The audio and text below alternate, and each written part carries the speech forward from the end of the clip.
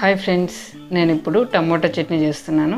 దీనికోసం ఒక 7 బాగా పండిన టమోటాలని ఈ విధంగా ముక్కలుగా కట్ చేసి కుక్కర్లో 1/2 గ్లాస్ వాటర్ పోసి 3 విజిల్స్ వచ్చేంత వరకు ఉడికించిన తర్వాత వీటి మీద ఉండే పొట్టు తీసేసి చల్లారిన తర్వాత బాగా మెత్తగా స్మాష్ చేసుకోవాలి.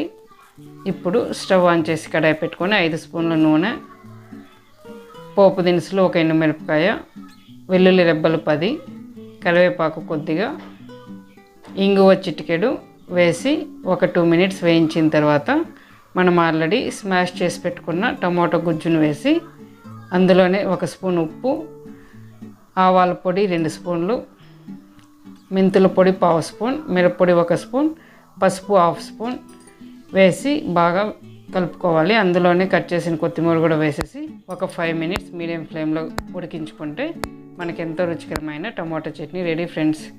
బాయ్.